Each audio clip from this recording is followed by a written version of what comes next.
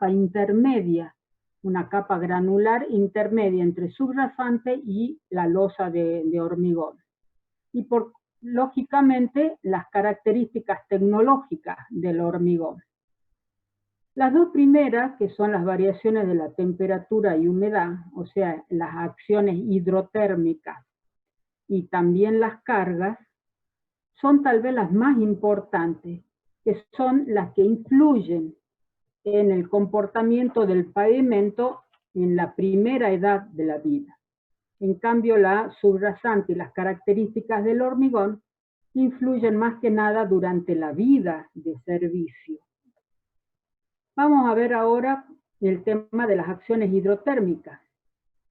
Fíjense, ahí tengo, como les decía recién, en cómo está constituido el pavimento. Les hablaba de que uno de los puntos, el tercer punto, era la subrasante, la resistencia de la subrasante. Y en algunos casos, como digo, directamente se pone el pavimento, o sea, la losa de hormigón a veces sobre la subrasante para caminos de pero muy bajo tránsito. Después la capa de base o subbase y recién la losa de hormigón. Y estamos hablando de los pavimentos rígidos, como ahí están definiendo. Eso es la estructura formada por la capa de concreto de cemento Portland, el agua y agregado. Eso ya ustedes ya lo saben, lo que es el hormigón. Y tal cual lo dice ahí, como veíamos, la capa de subbase puede o no ser colocada. Y estructuralmente no la vamos a considerar como un aporte para disminuir espesores de losa. Aquí están las cargas. Fíjense cómo se distribuye en el pavimento, que es sumamente rígido la losa de hormigón. ¿Sí? Bueno, veamos ahora de esto cuáles son las acciones hidrotérmicas, o sea, las que me provocan las variaciones de temperatura y de humedad. Una vez que yo coloco el hormigón dentro de los moldes, como vamos a ver después, empieza el fragüe. Y entonces aparecen los primeros esfuerzos. El primero que aparece es la tracción por contracción restringida. Eso es un esfuerzo que se da en el hormigón fresco. Y después, cuando ya está sometido a la acción del tránsito, le aparece el esfuerzo del alabeo restringido, con el hormigón ya endurecido. Vamos al primero, que es la tracción por contracción restringida.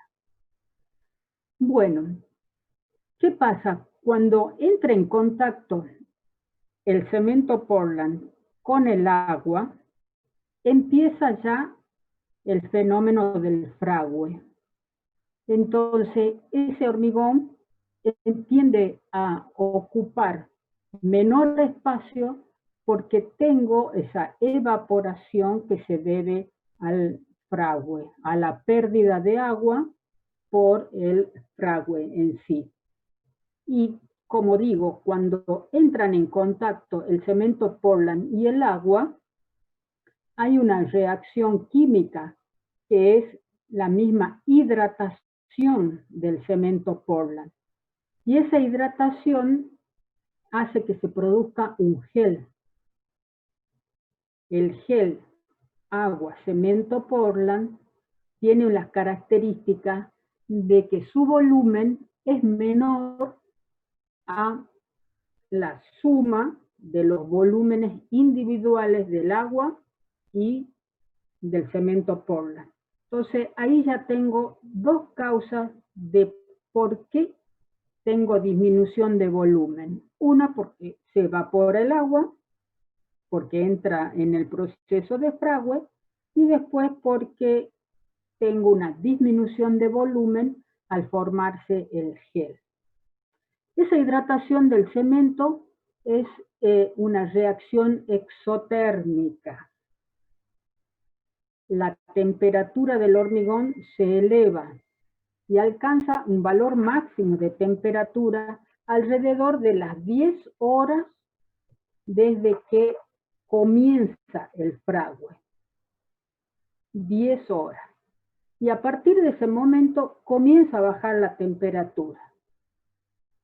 Estoy hablando que 10 horas desde el inicio del fragüe. Generalmente esas 10 horas coinciden con la noche. Si estoy trabajando y elaboro el hormigón durante el día, las 10 horas, aproximadamente entre 8 y 10 horas, estamos hablando ya de una disminución de la temperatura ambiente, que sería la noche. O sea, hay un enfriamiento. Y por ese mismo enfriamiento, esa losa de hormigón tiende a contraerse. Pero no puede contraerse demasiado porque está restringida. Restringida por la capa inferior, por la fricción, restringida porque está contenida en los moldes. Y aquí tengo la tensión. En esta fórmula yo tengo ahí la tensión de esa tracción por la contracción restringida. SP es el peso de la losa. El L, longitud de la losa. F, el coeficiente de fricción. Y el A es la sección transversal por metro de ancho de la losa. Ese el coeficiente de fricción, está en función de qué tan rugosa es la capa inferior sobre la que está asentada el pavimento, la losa. Cuanto más rugoso sea la capa inferior, mayor es el valor del F y mayor va a ser por consiguiente la tracción. Y obviamente vamos a tener, al haber más restricción para esa contracción de la losa, vamos a tener se va a fisurar directamente. Los valores del F están entre 1 y 2,5 para valores usuales de un peso de losa, considerando un espesor de 20 centímetros, por ejemplo, puedo llegar a tener un sigma de alrededor de 10 kilos centímetros cuadrados, lo que es muchísimo. Ese esfuerzo, la tracción por contracción, se produce generalmente a las 24 horas, dentro de las 24 horas de vida de esa losa.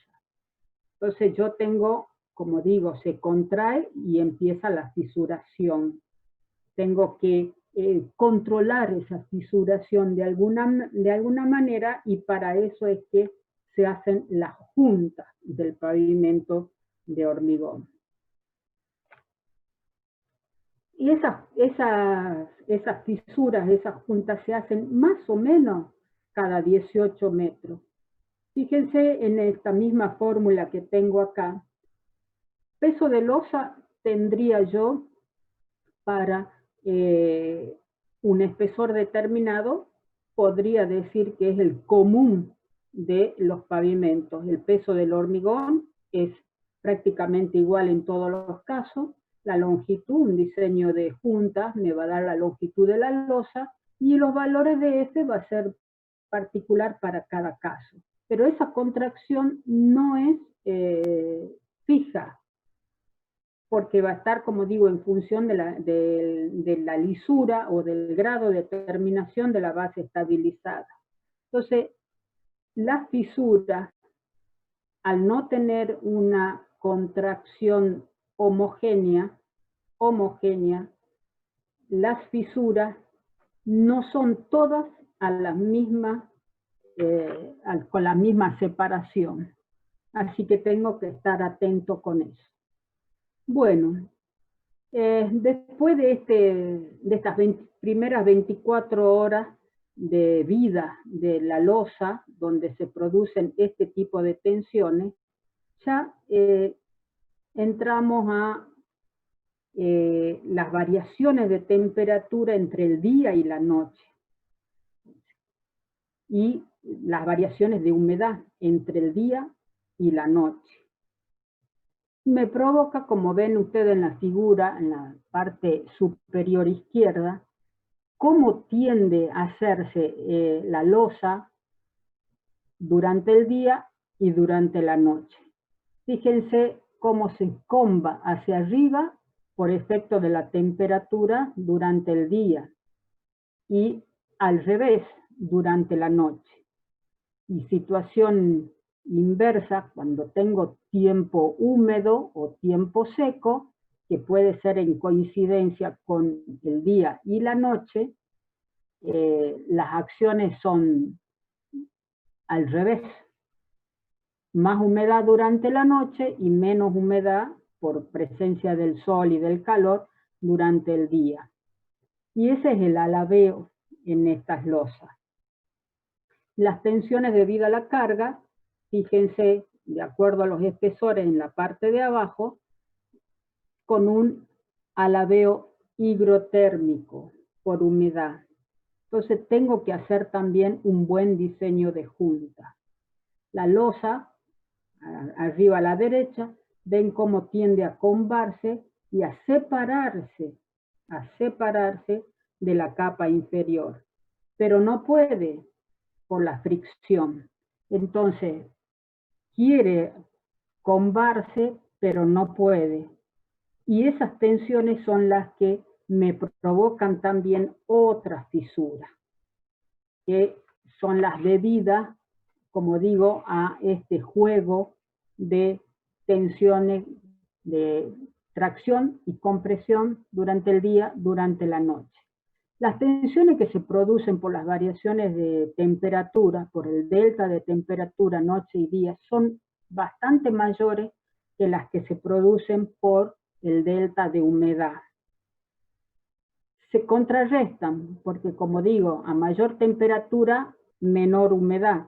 Entonces las tensiones como que se van equilibrando. Pero siempre gana la de la temperatura, o siempre voy a tener un alabeo hacia arriba, en el caso, sobre todo, mayores cuando tengo temperatura, gradientes de temperatura día y noche importantes. ¿Sí? Y estas fisuras que se producen por la restricción al movimiento que me da la temperatura, hace que las fisuras estén alrededor entre 4 metros más o menos transversalmente. ¿Sí? Así que todo esto para manejar esas fisuras es que después voy a hacer un adecuado diseño de las juntas. ¿Mm? Bueno, eso en cuanto a cuáles son las acciones hidrotérmicas y cuáles son las tensiones que me están produciendo.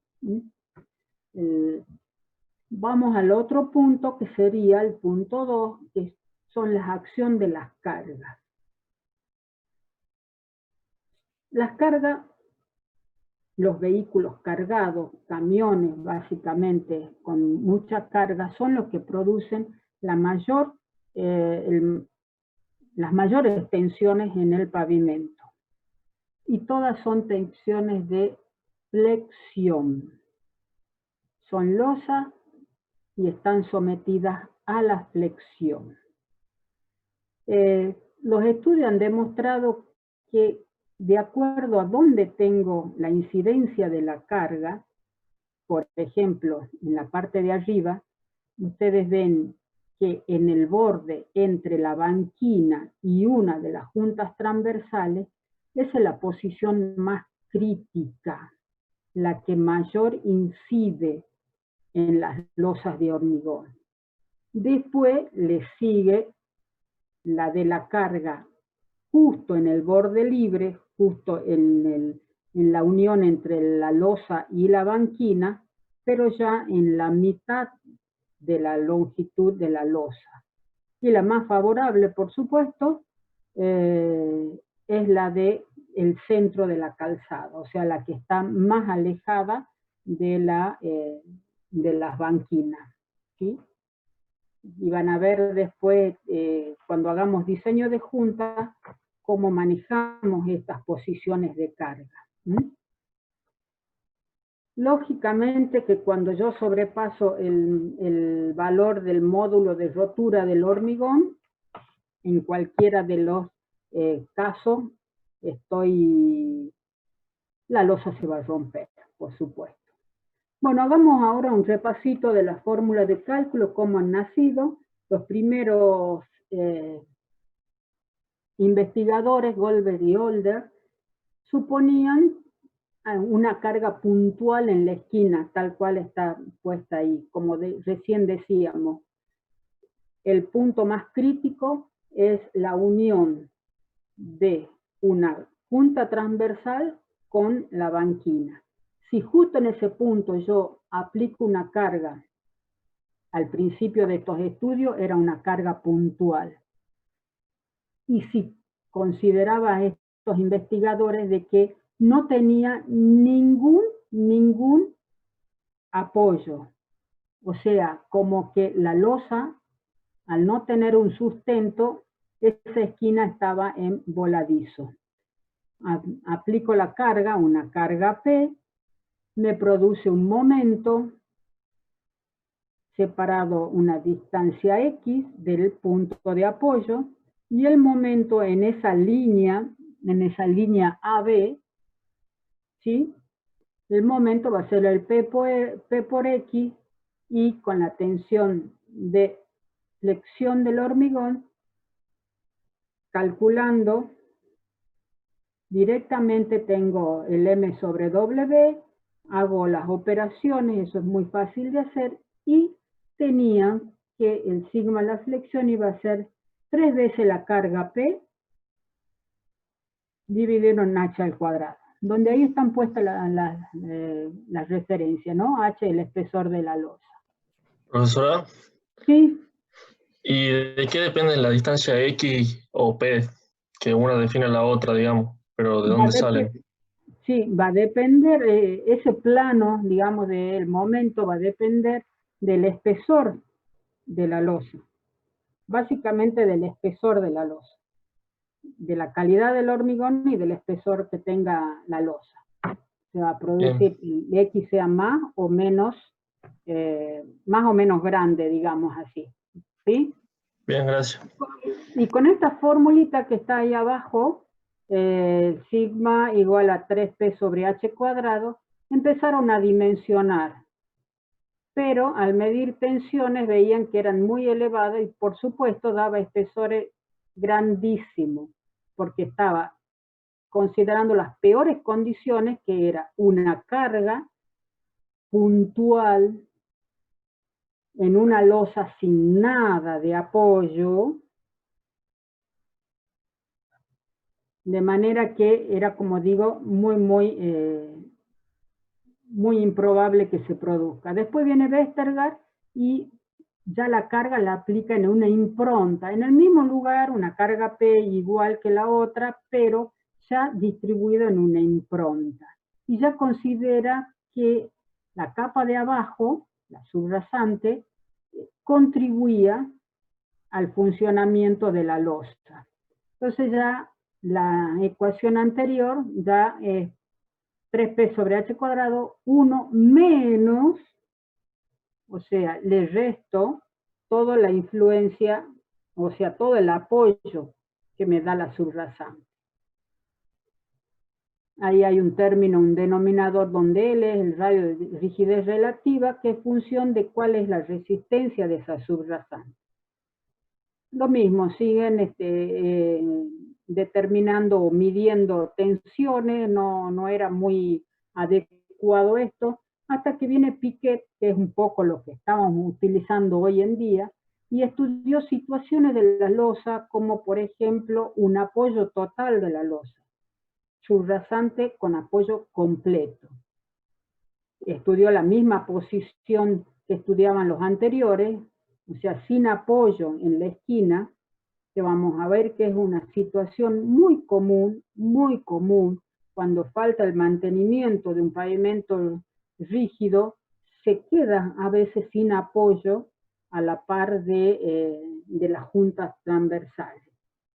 Y después la otra situación que estudió es que ese apoyo, esa subrasante, no tenga un valor soporte homogéneo, de manera que toda la capa inferior de la losa no tiene la misma resistencia. Y llegamos a esta situación, a esta ecuación, donde estoy en 4,2P sobre H cuadrado y después un término que reduce un poco ese valor. Esto es una situación la más desfavorable para ese punto más desfavorable o más crítico, que es la esquina, el borde ese de esquina libre. Con esta ecuación es que después se desarrollan todas las cartas de diseño que la vamos a venir viendo ahora. El 4,2 esta fórmula en sí, está considerando que la losa está solita, con esa carga en una impronta de radio A, y que está solita, sin considerar que tengo una losa a la par, en el sentido longitudinal, y que la misma losa cargada puede estar ayudada, por decir de alguna manera, o colaborada por las losas adyacentes. O sea, cuando yo considero esa colaboración de losas adyacentes, tanto en sentido longitudinal como transversal, ese 4,2 pasa a ser directamente 2,52 con respecto a la ecuación anterior que tienen más arriba, que estamos en 3P, y la de abajo, que es la de Piquet, considerando la colaboración de las losas, pasa a ser 2,52. Considera este hombre, este investigador, que un 20% colabora la losa en el transversal y un 20% los pasadores o barras longitudinales. Entonces, con esta última ecuación, en el peor de los casos, es la que se adopta después el Instituto del Cemento Portland para diseñar las cartas estas de diseño. Hacen circular la carta, ya lo vamos a ver en la otra diapositiva, hacen circular la carga en todos los puntos de la losa y ponen directamente, obtienen las cartas de influencia. Piquet, que es el mismo investigador que les hablaba recién. Ponen una carga y la hacen circular así tal cual están los vehículos, ven las rueditas ahí, la hacen circular en distintas posiciones de la losa y miden cuáles son las tensiones en el resto de la losa.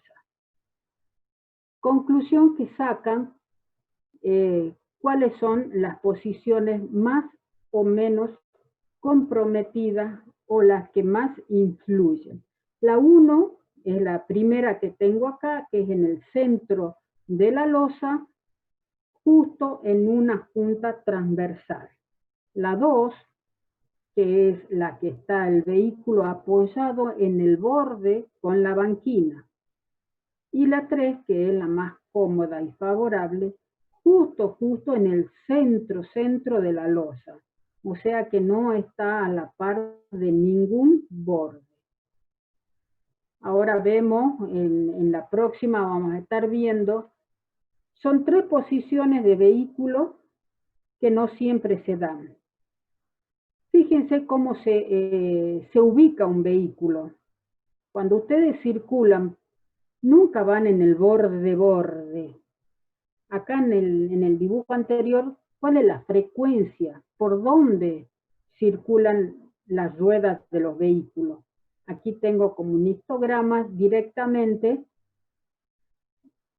Van a ver que están separados. Fíjense abajo, estoy hablando de 360, el ancho de calzada, por donde circulan las ruedas de los vehículos. Estoy hablando de la trocha.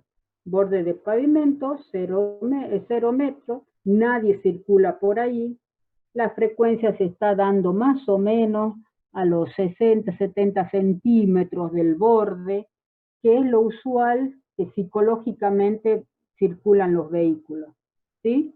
Para una calzada que tenga 360 de ancho de trocha, ¿sí? Bueno, chicos, estamos ya en 2 minutos para cortar. Salgamos y volvamos a entrar antes que sigamos. Bueno, ingeniero. Bueno.